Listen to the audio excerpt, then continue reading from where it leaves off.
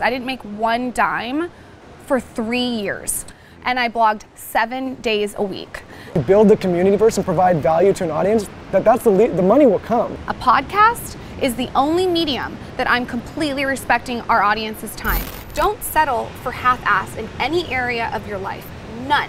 Not your relationship, not your business. I totally agree. So you have to improve yourself to be better for your partner, but at the same time, you also have to think about the life you're living with that other person, your business partner, your spouse, whoever. Because I'm constantly working on myself, and I think you just assume if we both get better, so will the relationship. That's what we were doing. Wow. 1% of all people have actually written down what they want. 1%!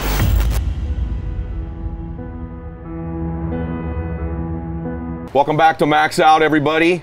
I'm excited about today's show because I've done their show, which is one of the most booming, popular podcasts on the planet. And as I got to know this beautiful couple, the best looking couple in the world, if you're on YouTube watching this, I got to know them and I said, I have to get you guys on my show because I think they're so incredible. This is Lauryn, Evarts, Bosstick with a hyphen. And the handsome Michael Bosstick here with no hyphen, are my guests here today. And you probably recognize their faces because, like I said, they have one of the top podcasts in the world, but they're also built an incredible brand, they're entrepreneurs, and they're young people that are succeeding. And so I wanted to pick their brains about why you've become so successful. So thanks for being here. Thanks for having us. This is beautiful. Yeah. I mean, look at this setting. Yeah, the setting is like insane. It's pretty spectacular, and so are the two of you. And so after I met you guys, I haven't stopped talking about you. Thank you. So sweet. I think the feeling's mutual. Yeah, our audience cannot stop talking about you. The podcast we did with you is one of the most valuable podcasts we've ever done. Thank you. Well, I think today's going to be that for everybody else too. So what I dig about your story, I want them to know a little bit about you because not everybody in my audience does know you. But I love that it's sort of similar to my story with Christiana as well. But how old were you guys when you first met, first of all? We met when we were 12. We have not been together that long. He wishes. No, I'm just kidding. No BS. I thought she was the substitute teacher. She came in at 12 years old. I was like 4'2" at the time. And I looked over and saw this beautiful, blonde, fully developed woman. I was like, look the same as I look now, so it was funny because he was super short and little. I was 12 years old. But I liked him right away, and we sort of dated, broke up in high school, and got back together in college. And didn't start a business together until about 3 years ago. I've had the Skinny Confidential for 9 years. Michael was working separately. Yeah, I've always been a business operator, done my own thing, and we were together. I was obviously consulting and supporting with her with anything she needed with the Skinny Confidential. But I was running more brick and mortar business, retail businesses. We talked about that a little bit on our show. Yeah. And just kind of consulting her on how to potentially turn this beautiful blog that she was working on into a brand and business. She fully executed, so I can't take a lot of the credit there. It wasn't until maybe 6 or 7 years into the brand that she started getting a lot more questions, like who's this guy that's always in the background, what's he do? I knew I wouldn't be good on social because I'm just not the best at that stuff. You don't think so, huh? No, I know I could be better. It's an area that I'm constantly working on. But I said, you know what? I can't seem to shut up. Maybe we do a podcast together. And their show, you guys, is so good. And I brought you on one because I think your story's cool.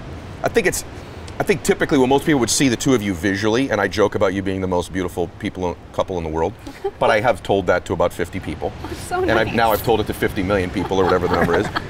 But I do think you'd think, oh, these two got together after they were really successful. They met at some gala or something like that, you know? So I think it's awesome that you met when he was 4'2" and you were 12 years old. But even more awesome is the success the two of you are building together at such a young age. At least to me, it's a young age. And so I want to talk about some of the things that have worked for you guys, because in our audience, everybody listening to this on some level or another wants to build either a better life, have more happiness, have a better relationship, build a brand, build a following, express themselves creatively, which I think you're just extremely good at. So I want to talk about all those things today, and we got to do it in a short window of time, so I'm just going to rapid fire and let you guys talk about stuff. So the podcast is called The Skinny Confidential, but that's been a brand, as you said, for like 9 years you had. How did that start? Where did it come from? Yeah, so I was attending San Diego State University, and just to give you a background, we grew up in Del Mar, California, a beautiful area. My whole theme of my childhood, I always say, was I had to figure it out. Always having to find creative angles. If I wanted something, I had to figure it out. So ended up going to San Diego State. My mother had just passed away. My dad's super entrepreneurial. and I was bartending full time, and I'm talking like 6 nights a week. I was teaching Pure Barre and Pilates, and I was very, very uninspired. I was bored, and I didn't know why, because it was go time. I had $80 in my bank account, no money, dating Michael at the time. And he can tell his story separately, but it was definitely something where there wasn't anything like what I wanted to create. I saw that there was a space in the market on campus where there wasn't a place for women to connect other than sororities. And it's $800 a year to be in a sorority, which was a lot of money for me at the time. I mean, I'm busting my ass bartending, you know, teaching, going to school full time, trying to make all my money, like not making any money, living at my godparents' house, just in not a good space. So I was like, how can I do a sorority but do it online and not just do it in San Diego? How can I get women from Japan and Australia and Europe and connect and get all their tips and tricks in one place? You thought about that consciously, even in college, you're thinking that. Right, for me, it's always been community. That is number one for me. It was not a blog to show what I'm eating, what I'm wearing, and how I do my hair. It was a place for me to connect women everywhere and get someone in Minnesota's tips and tricks and talk to the supermodel and talk to a celebrity and put it all in one place. So essentially it was a resource. Okay, so let's stay there for a second. That's lesson one, because I'm conscious of doing that too. It's about sort of building a community and connecting people.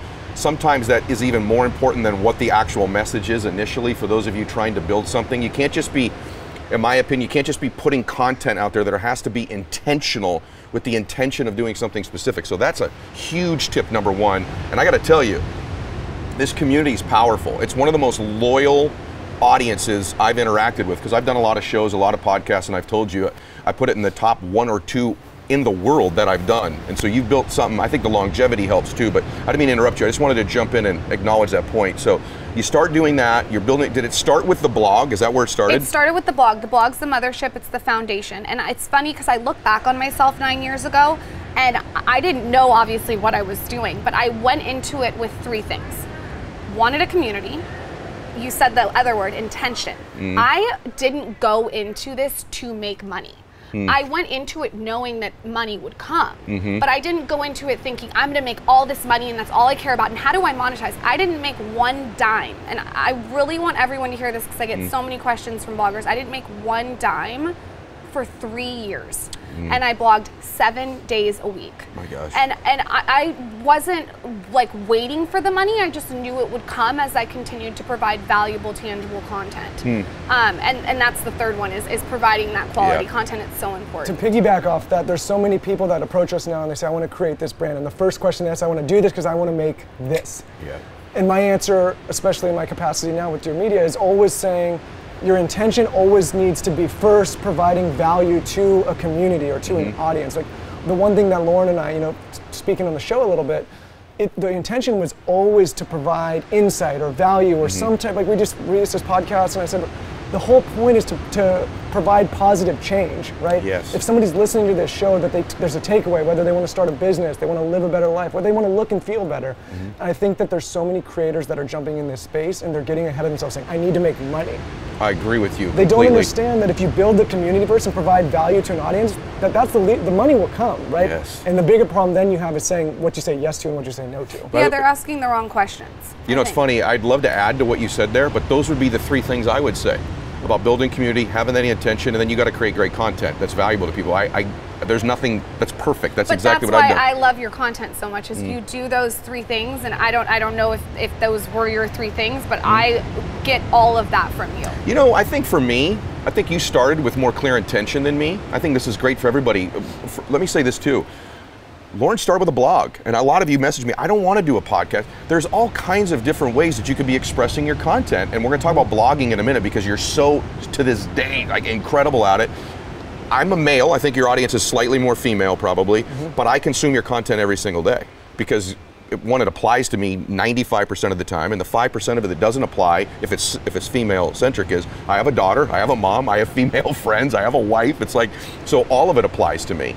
But I got to tell you, I probably started out, I think I just sort of started, to be candid with you. I knew I wanted to express myself. I certainly wasn't thinking about monetizing. But I don't think originally I had an intention of what it would look like or who I'd reach. I just started being expressive. And so had I had that, I'd been further along, I think. So can we talk about blogging for a second with you? So you just made a post about this, I think it was yesterday. Do you still post every day?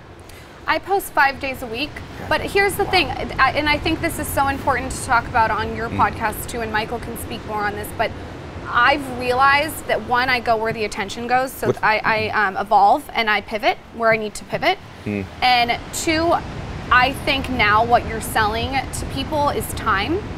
So a blog, you have to sit down and you have to read it like this, and it's taking my audience's time. Instagram, you're scrolling through it, it's taking my audience's time. Instagram story, you're watching it, it's taking my audience time.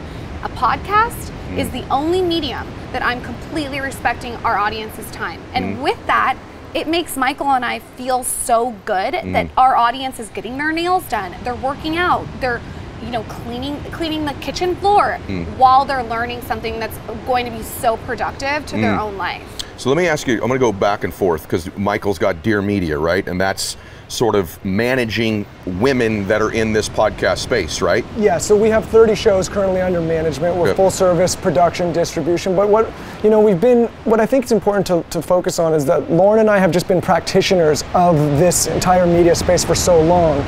And when we saw attention going to audio, we said, okay, listen, this is an opportunity to help people, one, produce better shows, and two, make a business out of it. And I think that there's so many people that jump in and say, I'm doing this, I'm doing that, but they're not practitioners. And I think I can only take the credit of being in the right place at the right time. It wasn't some great foresight of, oh, I thought and I knew audio. It was just that we were doing it for 3 years, self-producing it, joining a network, going back to self-producing it, learning the ins and outs, struggling to figure out, okay, let's figure a better way to do this. What works on a podcast? In other words, what gets you traffic? I'm going to ask you about blogging next. I'll tell you a funny story. I think this is what works on a podcast, and we talked about some of the people offline about who we think are our favorites.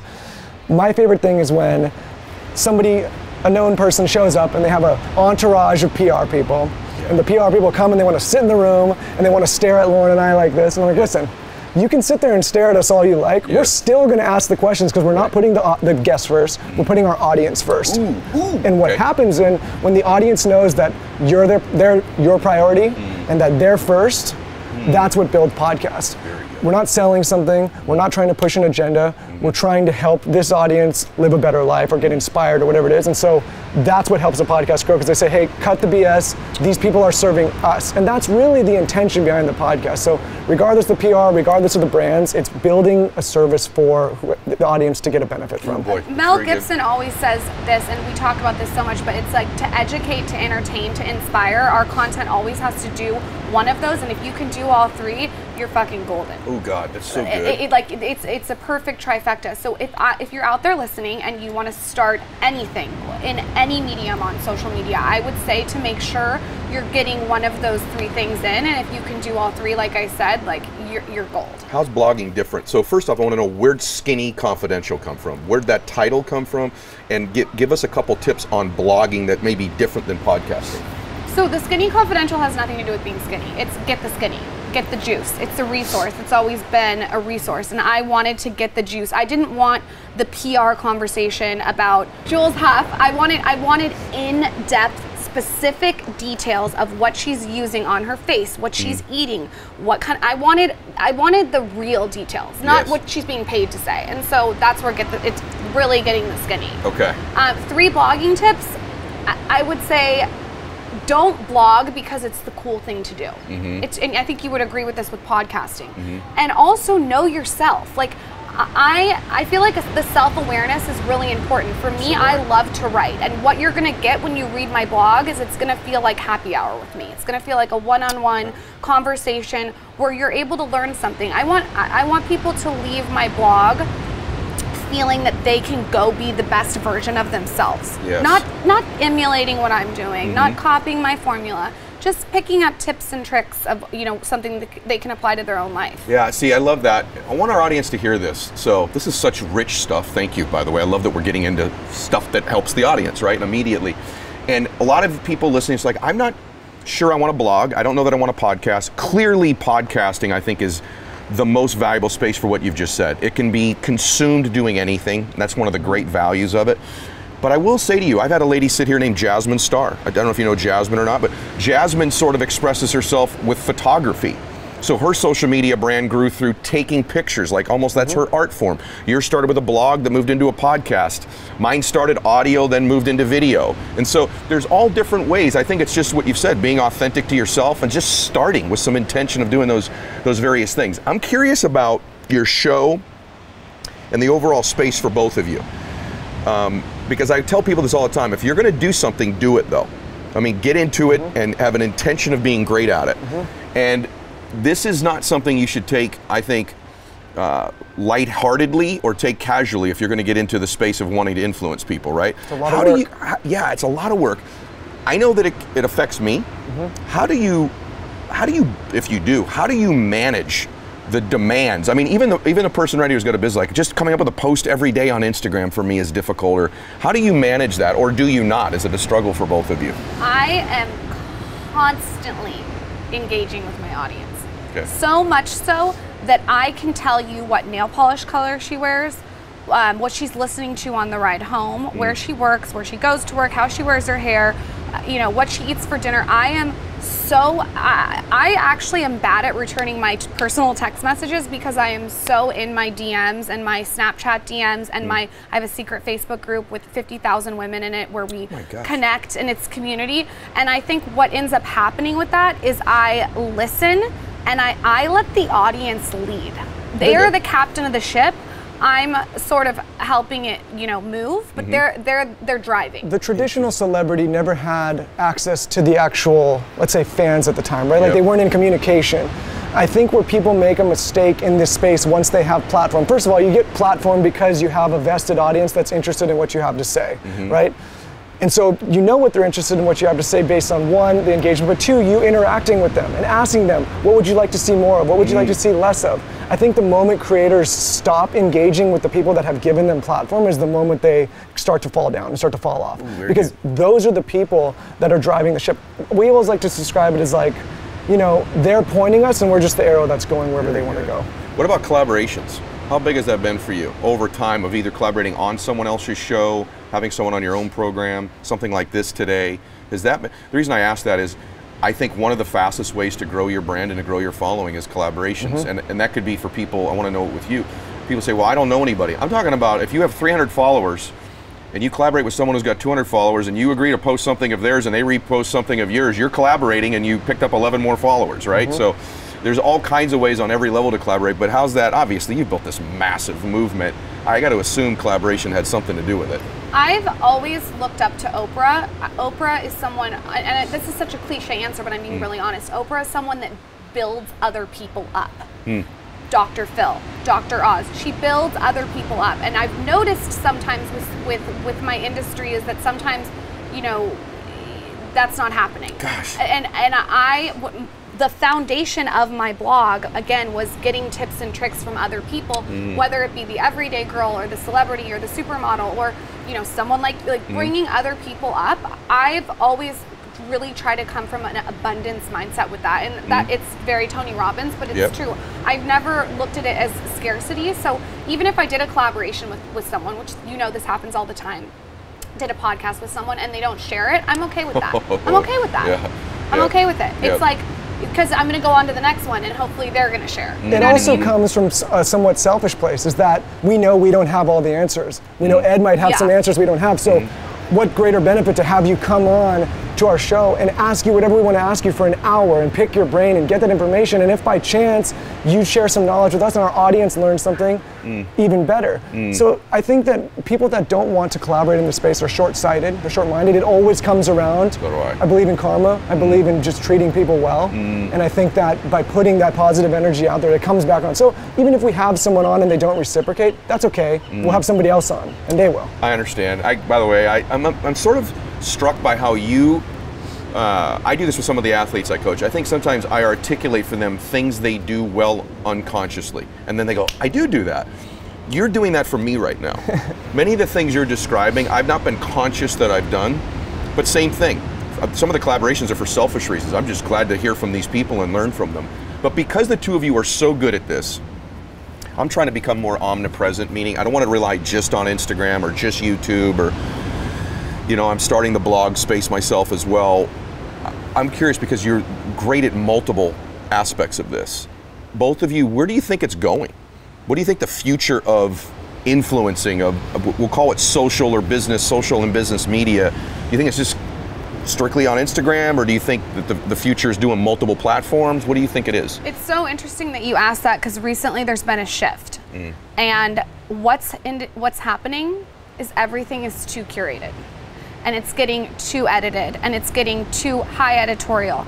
Everything is going to go back to less makeup, less filters, behind the scenes, showing more of your real life. And what's going to end up happening is that people now want access to every facet of your life, and you're gonna to really evolve as a creator. And listen, I need to work on this too. Like, big time. Everyone does. Like, I think that the veil needs to be pulled off now. It's starting, like, it's almost too high level quality. I know that's crazy. No, you're right. But sometimes when I listen to a podcast that's recorded in a hotel room, it resonates more with me. I think people want to see the struggle behind the scenes. I think it can't just be your highlight reel anymore. Yes, you're giving people, and I want Michael to jump into his perspective, but I want to add to that, because this is sort of how we do it here. You're 1,000,000% right. We were talking about this off camera. But for me, this gives everyone hope out there who doesn't have a team, who doesn't have a mic, who doesn't have 3 editors. When I say mic, I don't mean microphone, I mean Mike, who's the head of my videography department. My worst performing content is the most highly produced. Yep. My best produced content is a selfie camera where I talk into it. That should give everybody hope that's listening to this, because people, it's reality. And so the more filtering there is, the more production there is, the less real it is. And so you're 1,000,000,000% right, which is good news, because that means this is wide open for anybody to do well in, right? Anybody can. The roadmap is The Rock. It's wide open. Look at The Rock Yes. on Instagram. He talks to the camera this close. Sweating. He's sweating. The roadmap, look at what The Rock is doing. That is where we're headed. The other roadmap for The Rock, I love that you use this example, because I just said this on a show, is that he's a great actor and he's built this huge brand, but it'd be interesting to debate, is he getting bigger and bigger movies, then that's growing his social media, or is he getting bigger movies because his social media is so big? And this is important ticket in all businesses. There's not a business that exists that does not benefit from a larger audience size, from credibility to getting deals done, to signing contracts, to legitimizing yourself with clients that you don't know. My theory on The Rock is that social media presence has helped him acquire bigger and bigger movie roles. It'll help you acquire better clients in your business. So what were you going to say, Michael? And to kind of piggyback off what you just said, in the beginning, because I'm a business guy and you're a business guy, a lot of people that I'm in business with are like, is this a vulnerability that this guy is on these platforms saying whatever he wants to anyone he wants all the time? I think it gives a level of protection, right? Because that audience will give me that shield and protection. You can say whatever you want, however you want, they know it's real. There's not a veil that you're hiding behind. And I think that gives you a level of, like, if we want to go start this thing, they're coming with me. If we want to go start this thing, they're coming with me. And so I think, to piggyback kind of off this whole conversation, where I think the space is going is less curation, more vulnerability, and why we've been so keen on audio is this is a very hard medium to edit. Yeah. You may not like everything I say, you may not identify with me on everything, but you know that this is real, right? There's no way to, it's hard to fake a conversation. It's hard to go on 200 episodes and curate that 200 times, right? And how many people do you like, when you have a conversation with someone, do you want, not always do you want to continue to hear what they have to say. So what I mean by that is with Instagram, when you see a beautiful picture of this beautiful person in a street and you're like, wow, this is so great, and you follow them, and then you hear them on audio and it's not quite what you wanted. Wow. The audio is going to be huge because it's going to start to reveal people's real personality. And that's why I think people want personality. So good. You know, one stat I was reading the other day, you know the stats better than I do, Michael, but the vast majority of podcasts currently don't even get 500 downloads. What's the stat? 90% or something like that? There's 700,000 of these things in existence, so imagine how hard it is to be visible in the space. Okay, so 700,000 of them, the vast majority don't get 500. People say, well, that's why I shouldn't get into it. No, I think that's why you should get into it, because maybe your first show won't or your 11th show won't, but you're documenting your life by doing podcasting, by doing Instagram. There's a value to just breadth of content. Don't you agree? Like, there's just a value of having a lot of stuff you've produced. I agree, but people have to be conscious that they have to be themselves and do them, right? If I came out and said, I'm doing a second-rate version of the Ed Mylett show, that's not going to work. If I come out and say, this is authentically me, and I hate throwing that word authentic around, but it's true, and I have a unique point of view that only I can cover, only Lauryn can cover, only you cover, that's where you're going to see longevity. The people that make mistakes is it's a second-rate version of Ed Mylett or a second-rate version of The Skinny Confidential, and there's no way to stretch that into the future because it's just constantly trying to do a second-rate version of what somebody else has already done. Brilliant. That's one of the things I've really agreed on myself when I started it. I'm just going to do it my way. I don't want to trail the way someone else is doing it. The other thing, happened. Right, and that's what, and now sort of, you know, it's kind of flattering to me when I see people trailing me. It's like, well, I must be doing something right. But the other thing that happens when you document the real you, everyone, and I do this with you guys, that's why I wanted you here today. Once I did your show, I was like, oh my God, before I did your show, people go, you got to do this show. This is a legit following, they've got great content, they're great people. Then I met you, I went, I'm blown away by them. Then I experienced the power of your audience, and I wanted you here to teach people how to do it. But I also, the way you produce your content, I root for you.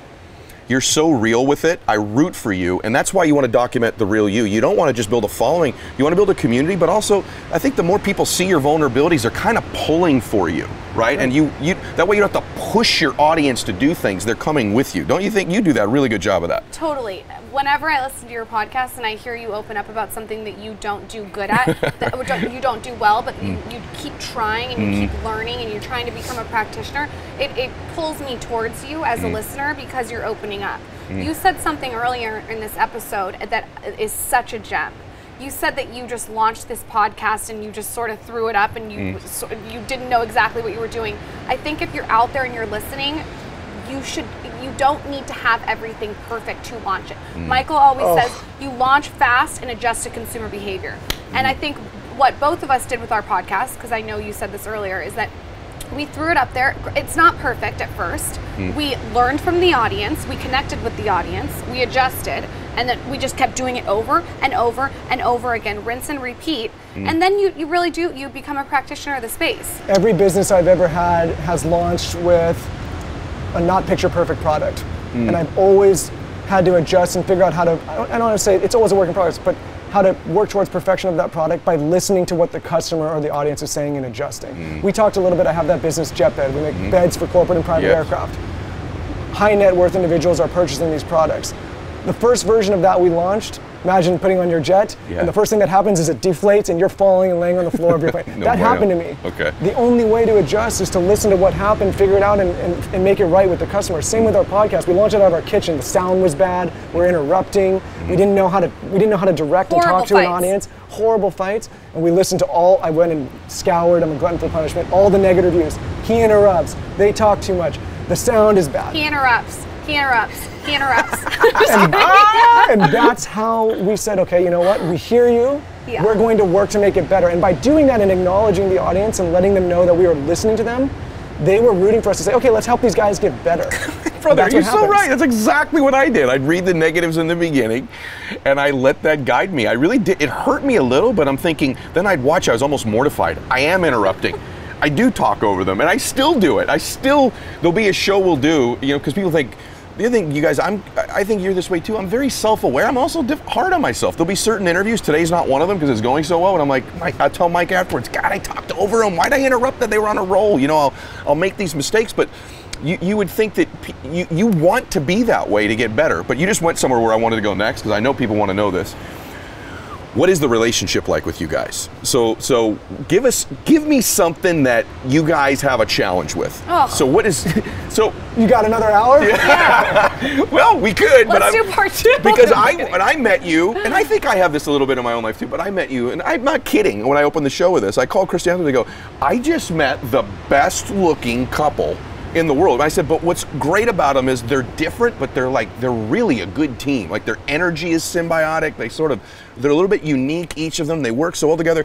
And even I left that day like, these two really got it going. So let's peel that back for a second, because I think there's people now that are looking at relationship issues. So like, what's a struggle for you guys? What's one of your like, I don't know if you call it a sore spot in your relationship that keeps coming back over? First of all, there's 100 struggles of working with your significant other. Yeah. When do you shut it off? And in relationships in general. And you say we had a symbiotic energy. We don't have a symbiotic energy when it comes to knowing when the boundary needs to be shut off. Like, Michael, for years, would wake me up saying things like, we got to talk about our bank account. We got to talk about this podcast. And I finally had to set a boundary where it was like, you know what? I don't want to talk about business until I've had my coffee, I've done my workout, I've done my meditation, I've done my light movement, hydration. Like I need to get in that space to wrap my head around it. I think, first of all, it's just like launching a podcast. With a relationship, you have to adjust to each other. It's a dance. So if I know that I'm not good before I've done all those things that I just named, 100 things, then I know I need to communicate that to him. We have, but as far as like struggles, I would say we have listening struggles. We have boundaries of when to shut it off. We have fights all the time when we're doing our intros. Okay. All the time. We're both very type A. We're both very alpha. We're both used to running our own ships, right? Yeah. Like there's a common misconception that Lauryn and I do everything in every business together. Like I've always had my own things, she's had her own things, and we come together on the podcast. That's important, I think. And so it's important for people to understand and distinguish that we don't do everything, but when we do, imagine two type A's that think that should be one way, that are working on the same thing as equal partners while also in a relationship sleeping together. Yeah. That can be a challenge to turn off and when to shut down. And there could be a moment where maybe I want to talk business and she doesn't. I have to respect that boundary. Like, okay, wait a minute, it's not about me. I try to make every decision, I think as a good husband should, with my wife in thought. How does this going to affect her? What does she want to do? And there's sacrifices that need to be made as a man in order to do that. It's not always my way anymore, and I have to remember that. I'm very creative in the sense where I need a lot of thinking time, and I've been studying a lot of we're going to have Keith Cunningham on our podcast, and he talks about thinking time all the time, and I've realized I need that thinking time to wrap my head around my vision. I have a very clear vision of how I want my community and my product line and whatever it is to roll out in front of me, and if I don't have that thinking time, I shut down. He is more go go go go go go go go go. I got to wrap my head around stuff before I just make decisions. Is there a ritual that holds your relationship together, whether that be a date night or a walk or meditation or vacation once in a while? Is there some ritual you guys use that works? I think there's a lot. Lauryn and I, a lot of people, we like to get away together. I've noticed. That's why I asked. We like to go. We like to do things like read in bed together. But it doesn't necessarily need to be a whole conversation. We like to share books and passages. We like to interesting podcasts, texting each other. I think that you have to find things that you find interesting in common. Another thing that I think limits some couples is it's okay to want to talk business at dinner sometimes. Yeah, it's okay. It's okay. I've seen a lot of my friends that they want to talk to their wife or their significant other about this stuff, and they say, nope, can't talk about it. So really what it is for us constantly is finding those rituals and finding the balance and respecting each other's boundaries where she says, hey, you know, this is not the right time. I really hear that and take it in. You know what? We're both very curious people. We always want to be better. We always want each other to reach our full potential. So I think the reading thing is huge. We love to read. We probably read a book a week. We love podcasts. We love to listen to podcasts together. We're curious individuals. I think we would be bored if we weren't with someone that constantly wanted more.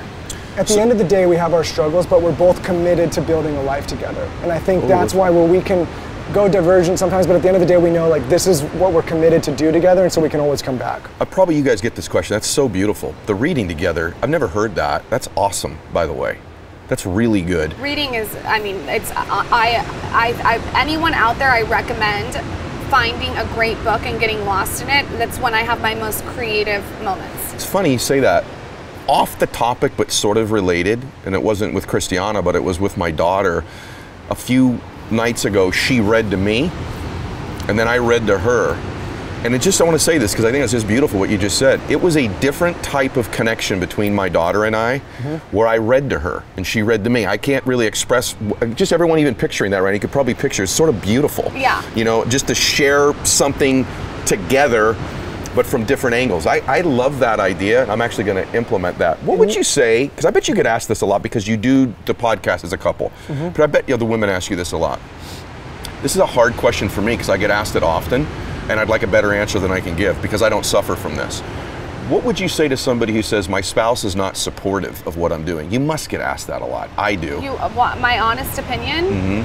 Yeah. I think I try to take accountability for every area of my own life. If your spouse isn't being supportive, I would say that you need to communicate it, evaluate it, or, you know, to be honest, like if it was me, I mean, I'm a very independent person. I don't like to blame outside things. If your spouse isn't supportive, you either need to sit him down and really get him to listen. And if they're not listening, I would evaluate, like, is that the person that you want to be with forever? I think that's the best answer. Yeah. I agree with you. Reason I asked you that is because I think most people don't have the courage to give that answer. But I mean, I couldn't be with a spouse that's not supportive of what I'm doing. Particularly if it's a pattern. If there's one thing you're doing, right, I think that's one thing to our audience. Like, if there's one thing, I'm not supportive of this because they've got a real issue with this thing, that can be evaluated. But if this is a pattern of sort of a lack of support, you need to evaluate whether that's the right person for you, right? I totally acknowledge that. Would you add anything to it? I would just say, I think that a lot of people, they get in these situations and they get stuck, right? And they're in this pattern that just, and they're fearful of breaking the pattern. For us, there's deal breakers, right? If I'm not supportive of her and she's not supportive of me, we're going to analyze that and we say, why are we together, right? And I always tell people, I don't worry about my business. I don't worry about financial stuff. I don't worry about outside criticism because I'm already operating knowing that I have the support of my wife, and from there I'm already on a winning platform. You can't.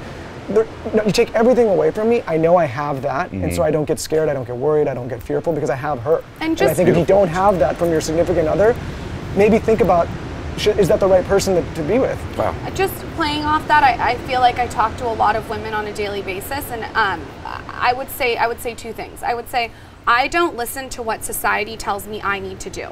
So if I was single right now, I would be 100% okay with that, and I probably would just be working on my business. I don't care that society tells me I have to have a kid at this age and I have to get married at this age. And the other part of that is I tell them, don't settle. Don't settle for half-ass in any area of your life. None. Not your relationship, not your business. I don't think that you have to settle. I totally agree. And when you start settling in relationships, this is a pattern where you will settle in other areas. You think they're not related, they are. I just did Amanda Cerny's podcast. It's not even out yet. And at the end, a young lady called in who was young, and she said, I'm with this man, I love him, but I'm settling because of the way he treats me in this regard. I don't even like the way he chooses food. She went from little things to bigger things she settled for. And I think I surprised Amanda and the other women in the room when I said, I wouldn't be with him. I mean, you're better than having to settle. This is a decision with someone you're going to spend the rest of your life with. You should not settle in any damn area. Compromising and settling are different things in a relationship where I'll give a little bit, you'll give a little bit, so we meet. But that's totally different. And a lot of people will, especially I think sometimes they're like, no, I've compromised. No, that's not a compromise. He hasn't done any he hasn't changed at all. You're settling. Don't settle in your relationships, everybody. There's billions of people in the world. Billions, right? And I couldn't agree with you more on that. Don't settle, and stop looking at your timeline or what your mom wants or what your dad wants or what your sister thinks. Just laser focus. I asked Bethany Frankel once her best advice, and she said, stay in your own lane. Michael Phelps stayed in his own lane. And that's not to say, like, don't see what everyone's doing, taste every ice cream flavor, but do what works for you. So good. I'm just processing that because I think it's one of the #1 things I get asked, and it's something that I think happens every single day. People are just sort of settling, and they're not blissful, they're not happy, they're not passionate in their relationship. That's going to transcend in every other area because it's the biggest, one of the most significant parts of your life. It's the person you're going to spend the most time with. So I really appreciate you saying that. Now, one thing I've noticed about you, why I don't think you settle, we only have a few more things, but you're like me, both of you. You're addicted to personal development and improving yourself.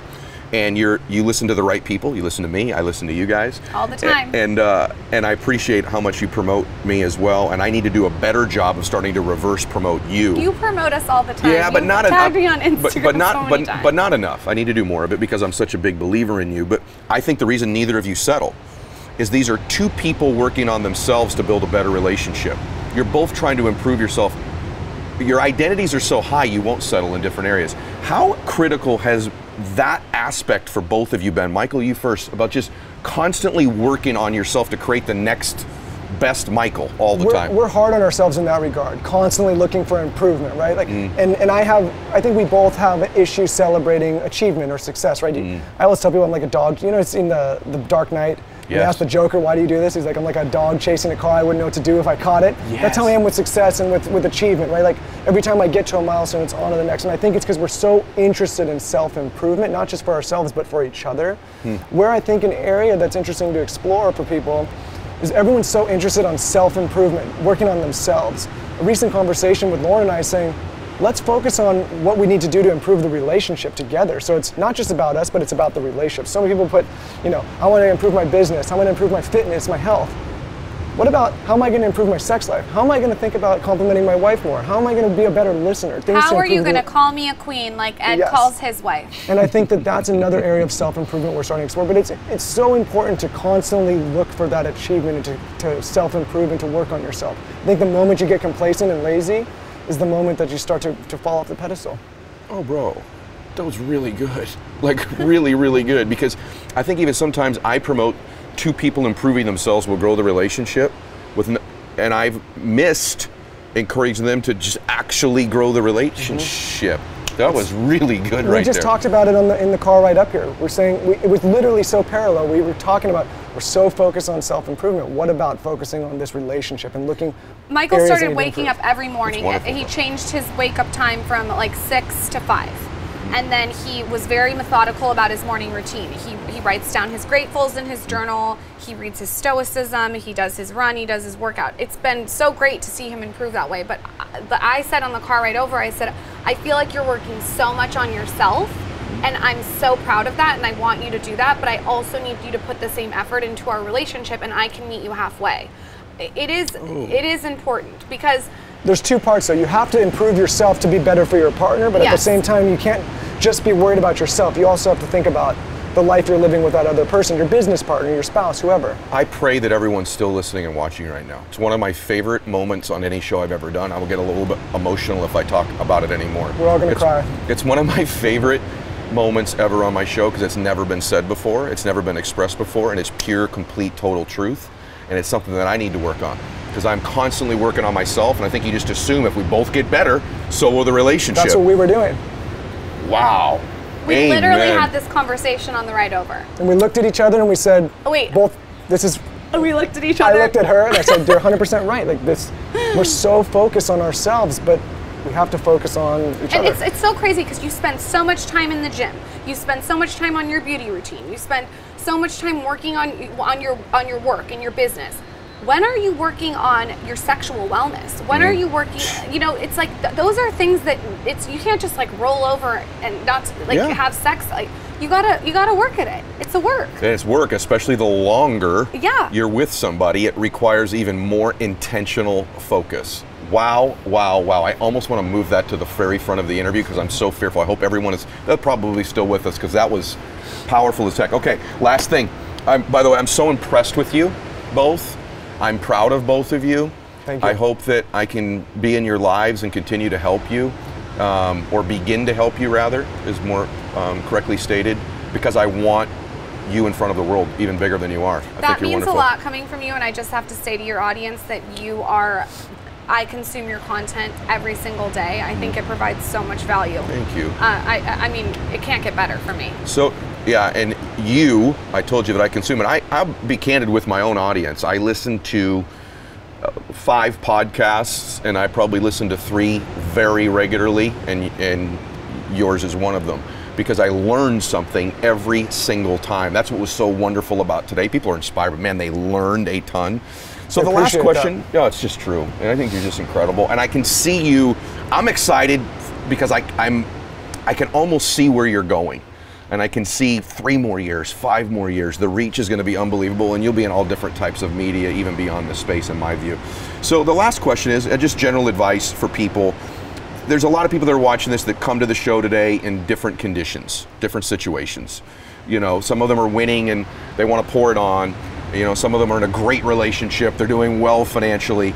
But for the vast majority of people at any given time, there's an area of their life that they're just not feeling great about. It could be financial, relationship, physically, emotionally, and they want to turn that around. They want to make a change. They look at the two of you, they've seen the turnarounds that both of you have made, the progress. I love your vulnerability about not everything's perfect.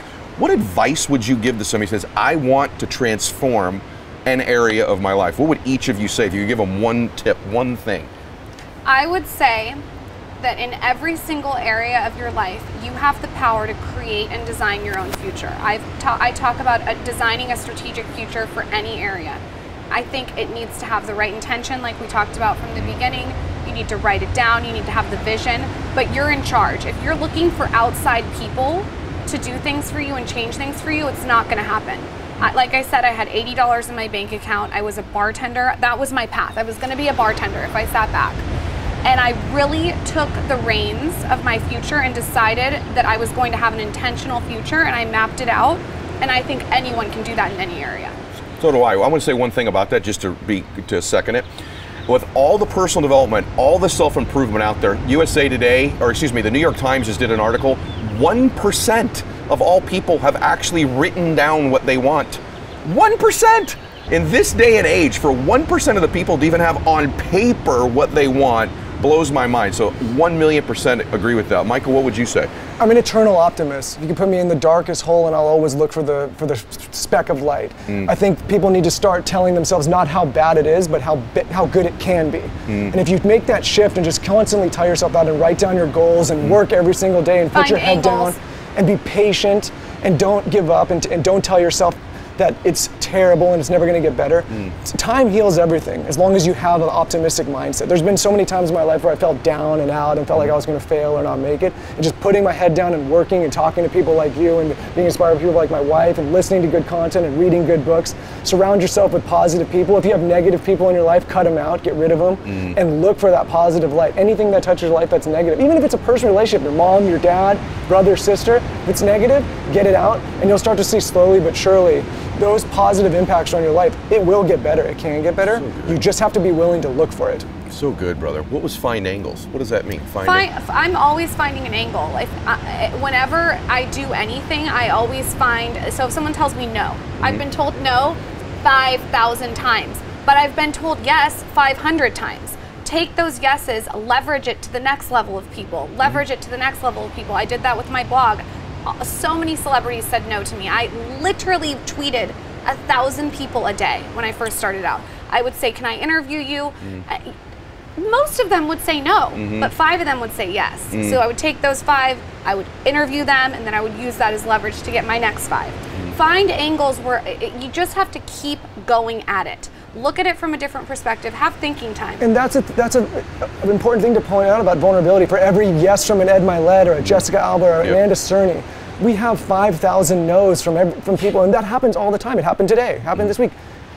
Too many people told us, don't start a blog. What the hell is a blog? Don't start a podcast. Why would you do a podcast? Don't do this. That's what I'm saying about optimism. And just to round out what you just said, when I was a bartender, I was bartending at this super exclusive bar. It was like the richest bar in Rancho Santa Fe. And it was all men. And they would come in and they would kind of treat me like I was sort of like a wallflower, like I wasn't there, but I was paying attention the whole time. And one day, this old man said to me, he goes, what are you going to do with your life? What are you studying in college? I said, I'm going to be a blogger. Now, this is in 2009. He looked at me and he said, laughed, bellowing laugh. Wow. Like, what are you talking about? You can't make money with that. He was the inventor of the airbag.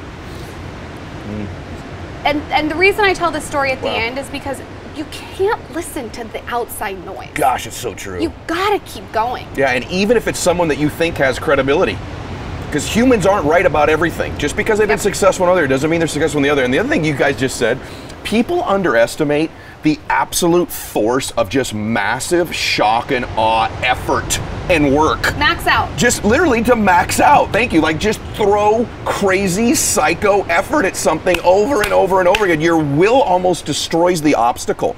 You two are proof of this. You built this massive following. So, last thing. Where do they find you for this following? You want to go to Instagram? Is that the best place? The podcast and her Instagram. I think the last thing I would round it out is, you just touched on it, is you can study and listen and read all you want, but if you don't take massive action and put yourself out there and put yourself in a vulnerable position to potentially fail, then it's not going to happen. Yeah, there's potential failure on the horizon. No one's going to protect you from that. But you're guaranteed it if you don't try. Part of the process. So you want to go to the Skinny Confidential podcast? Skinny Confidential on Instagram and the Skinny Confidential him and her podcast. You guys, they're unreal. Okay, I'm just telling you. I know you got tons of value out of today. Thank you, both of you. Thanks for having us. I knew. So beautiful. I knew. Hey everybody, I want to remind you to turn your notifications on Instagram if you're following Ed Mylett, stories and the main stuff, because every day when I make a post in my main feed, I run the max out 2-minute drill that you can win Would you do one coaching call with one of my guests? I will do a coaching call, we'll do a book, we'll do pop sockets, we'll do stickers, we'll do the whole thing. Bingo. So you could get access to a coaching call with one of my guests if you win. Coaching call with me, right on my jet. We got people next week going on the jet. Autographed copy of my book, Max Out Gear, tickets to see me speak. So what you do to win is really simple. There's 3 ways. When I make a post on my main feed on Instagram, you make a comment within the first 2 minutes, and make it a good comment too. If you miss the first 2 minutes, then make a comment on other people's comments, or do both, and that doubles your chance to win, because I want to create engagement and collaboration with all of you. Or third, if you miss the first 2 minutes, you can make a comment any time of the day, as long as you make a comment every single day, regardless of the time, on my post, and we pick 3 winners a day. One who makes a comment in the first 2 minutes, someone who comments on other people's comments, and someone who just comments every single day. We announce those winners on Sundays. I'd love to pick you as a winner. I want to collab. I want to engage with you. Share today's show with people you love, that you believe in, and you care about. If you're watching this on YouTube, subscribe to the audio version. If you're listening to it, subscribe to my YouTube channel. God bless you, and Max out. Hey guys, thanks for sticking around. If you'd like more, click the videos right here. They're exactly what you need to see next. And if you're new here, hit subscribe and become a part of the Max Out community. And tell me what you think about the videos in the comments below. I read all of them every week, and I select winners that get all kinds of prizes, gear, coaching calls with me. Make a comment.